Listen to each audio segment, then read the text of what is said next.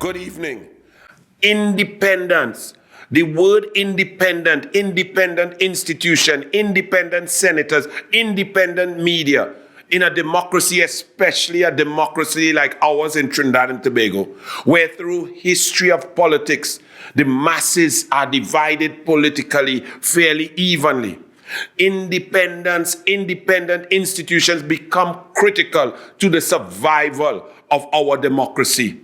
Because the independent human being, the independent mind, the independent eyes, ears, heart, and spirit, when they look at issues that are black and white, without any red or yellow version of glasses, they can come to a conclusion that could be told to the population, and that information could be received by all without any filter.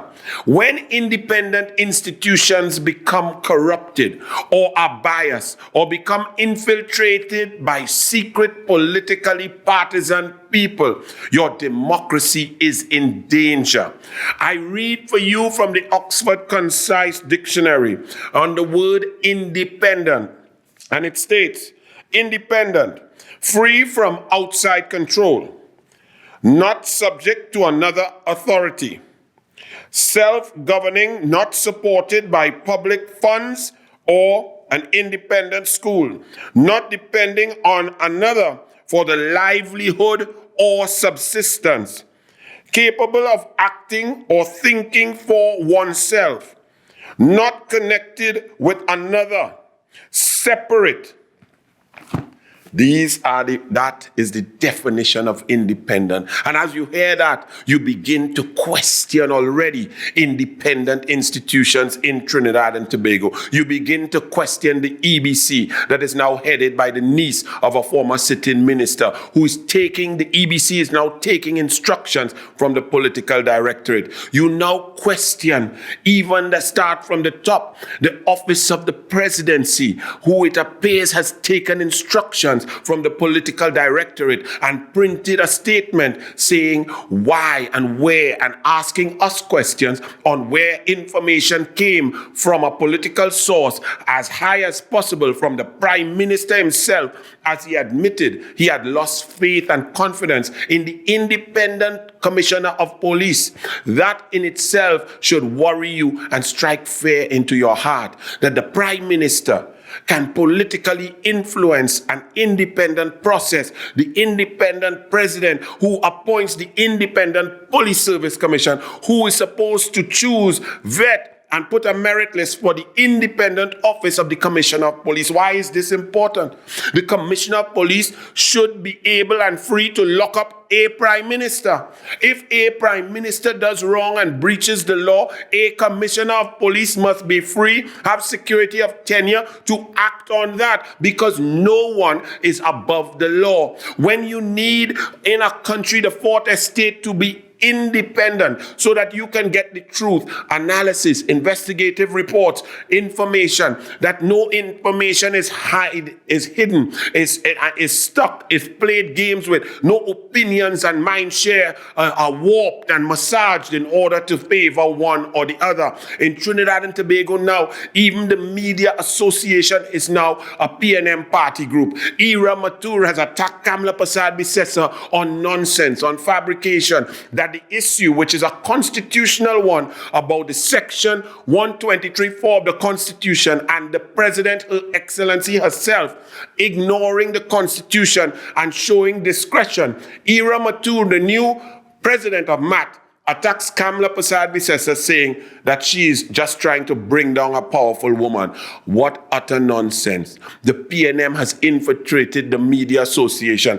Asha Javid, who has judgments against her for falsifying information, producing articles that a judge described as lacking credibility.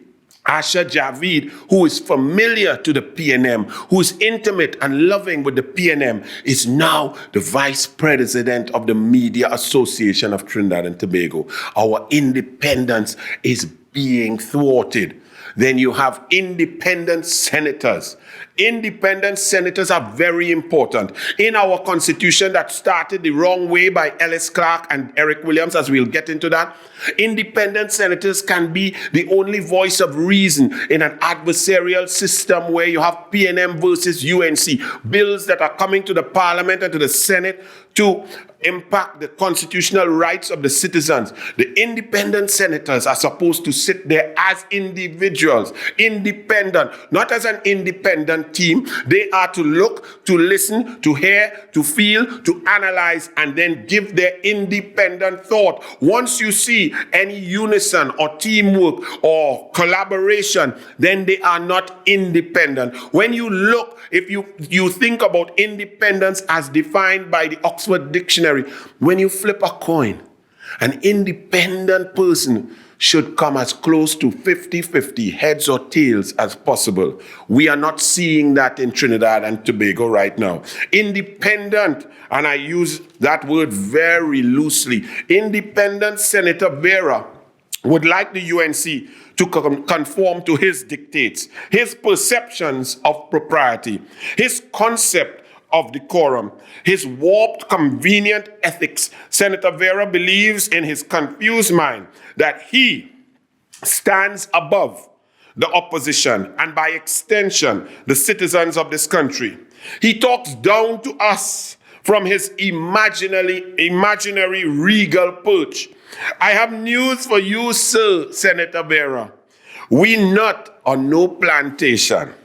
In the media, Senator Vera attacked the UNC, attacked the leader of the opposition, attacked the senators in the most vile, unrespected, disrespectful manner possible. And I have it here.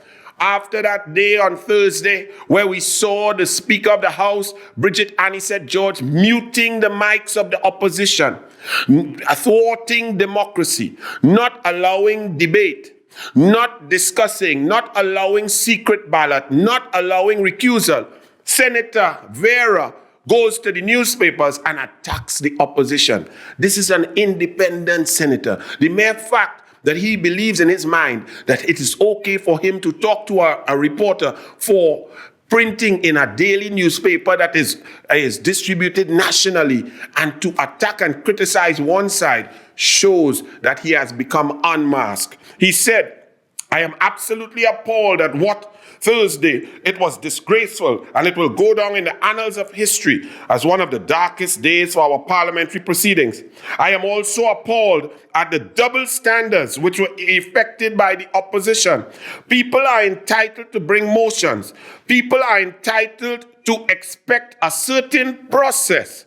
But the behavior that took place was unmerited and uncalled for. Even this gentleman, he's bipolar because he argues with himself. He said that the UNC is entitled to expect certain process. But we did not get the process. The guidelines were illegal. We did not get debate. So we protested and argued and tried to get the correct process going. But then he criticizes while agreeing that we could expect process. Secondly, Senator Vera said the opposition, referring to the opposition as they, want to attack my colleague, Senator Sharice Sipasad, on the basis that her sister was the former Police Service Commission. Number one, the UNC did not attack and does not attack anyone. It's a simple principle. It is her sister.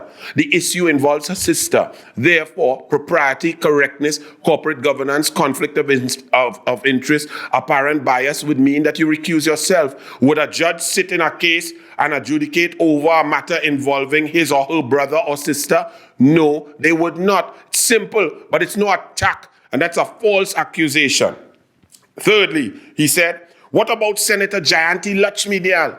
Imagine an independent senator going to the media to attack a UNC senator openly. And in his attack, he made no sense because the case that Jayanti Lakshmi-Dayal was involved in has nothing to do with the issue that was to be debated in the Electoral College, which was simply, did the president breach the Constitution, Section 123(4), which states once the merit list is received from the Police Service Commission, the president shall notify Parliament. The president admitted that she received the list. Senator Vera is saying that our motion by the leader of the opposition was vacuous and opinion. How can that be opinion? That is fact stated by the president and confirmed by several members of the Police Service Commission. Imagine an independent senator is not interested in debate, is not interested in a tribunal of independence to fact find in a serious matter that has led this country down a path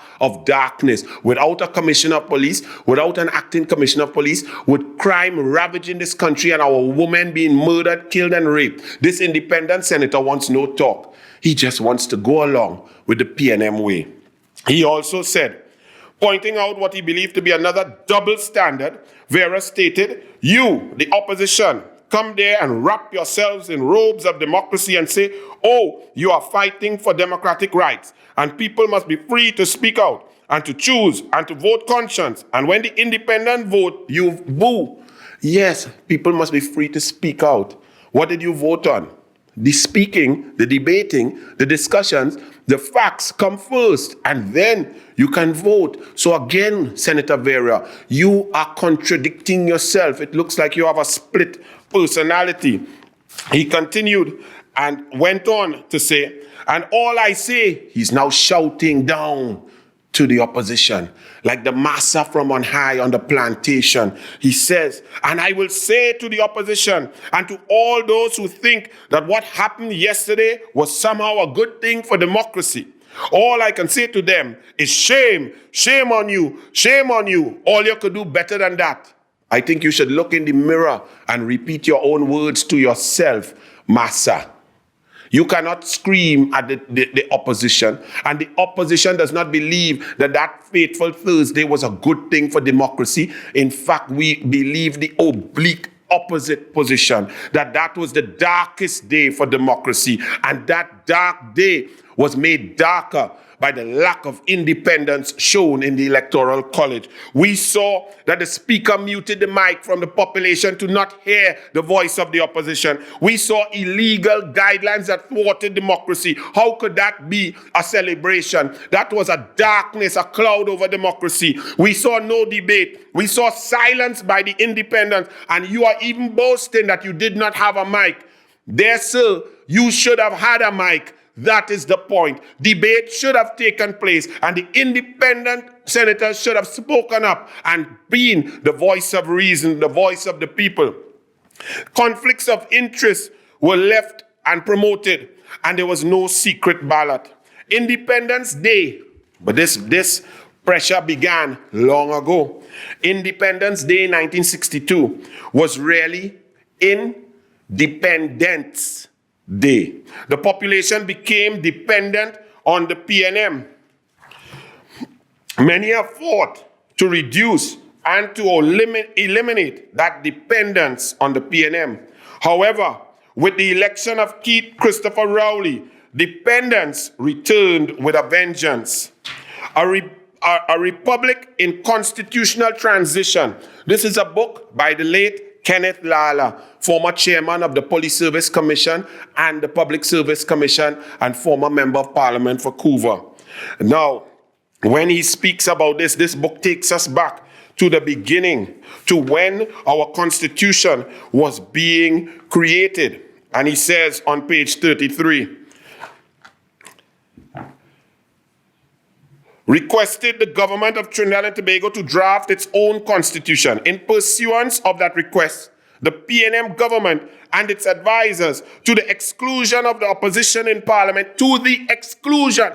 So from the beginning, the PNM was taking us wrong. And right now, Rowley has taken us further back than at the beginning. We have now gone underground against democracy. The PNM is always undemocratic. Against advisors to the exclusion of the opposition in Parliament, and the sovereign people drafted the Independence Constitution and published it. The Extraordinary Royal Gazette on 19th February 1962, inviting the public to submit their comments on it no later than 31st March. So they create a document, did not consult, and give the people 40 days to comment on a constitution that will chart the future of our country. That's PNM. At the conference at Queen's Hall on 26 April 1962, a conference was called to express their views on the Constitution. Among those invited were the Democratic Labour Party, the Bar Association and the Law Society, the African National Congress and the Indian Association, the trade unions and the social and religious bodies. The conference was chaired by then Premier Dr. Eric Williams, and representing the government was Ellis Clark. At the conference, John Brooms of the African National Congress inquired of the chair whether the press will be allowed. The chair said that the draft constitution, the press will not be allowed to hear. But Brooms said, should not the entire country be appraised of what is taking place here this morning? But the PNM said no. He then called for a scrapping of the document and an establishment of a committee to prepare a draft constitution. Brooms, however, left the meeting as a consequence of the hostility and diatribe meted out to him from the chair. The chair was Ellis Clark, was Eric Williams, meting out discussion, thwarting, muting the mics, stopping the discussion at the beginning. We've come full circle and we're further behind now. Ashford Sinanan was also thrown out because he wanted the media and he wanted more discussion. The Law Association said they needed more than 5 minutes to contribute on a constitution. They were denied, and this was the creation of the police state. Sinanan had the full support of the delegates, and the voices echoed, "Here, here, here. We are the people of Trinidad and Tobago. This is a national conference." Continuing his contribution, Sinanan told the chairman, "You must never stifle publicity. Therefore, you must admit the press.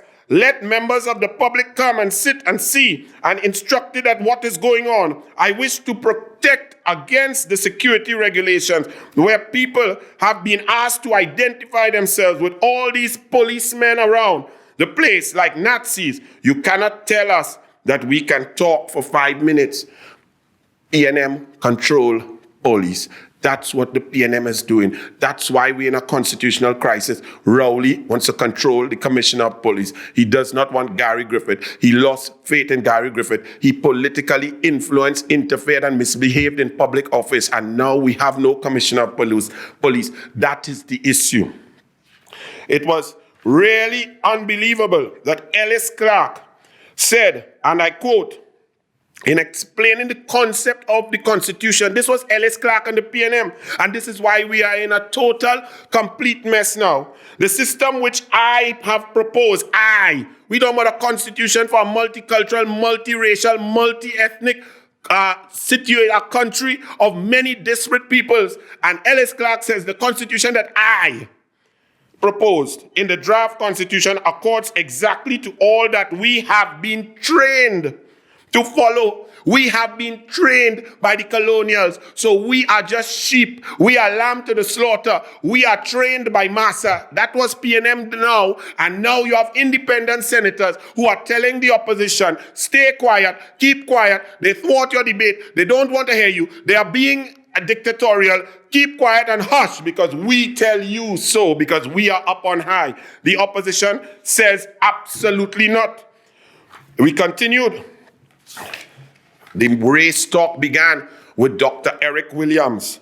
And Eric Williams went when the election bell was rung, and a member of the Guardian newspaper went across and joined the DLP.